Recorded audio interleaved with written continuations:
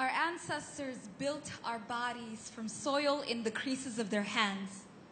We were loyal, not to the men in our lives, but to the desert clay in our bones.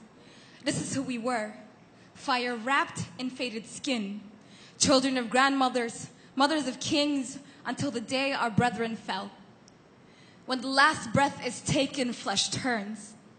The colors of life that leave the body are the names we ascribe to our fears. We see rainbows everywhere. The irony of fire is that your eyes go last.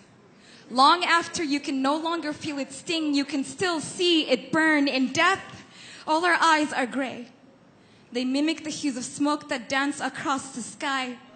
There are no instructions for dealing with death. When the militia opened fire in Al-Fashir, we saw gold stars fall from the sky, land on every cornerstone until the buildings began to melt. They poured lead from a broken chalice, silver kerosene, crimson flames, ivory when the sun hits bone at high noon, burgundy when blood dries. It chips as if it's trying to escape back into a body. I can never forget how much death loves my people, the way they fall asleep at his feet. Burgundy blankets, burgundy pillows, but our tears are colorless. There is no hue to shade this pain. 11 days ago, 2 bullets crossed off 2 more faces from my family tree. They were 14, they were studying. The blood-soaked arithmetic pages are still sitting on the mantle. My uncle won't throw them away. I can't tell you what death looks like. But when he came, he stayed. We held 1 funeral for 2 brothers. The misshapen grooves of one's body bend the light, so their caskets were closed. Coffins made heavy by the weight of 2 bullets. My brother is 13, learning to carry our dead. His legs buckle under the weight of his pedigree. My father says, "You think this is hard? Try carrying the living." And we never pay grave diggers anymore.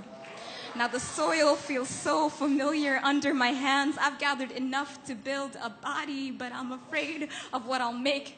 I'm afraid to write this bloodline into something that I'll love. This pain is encoded.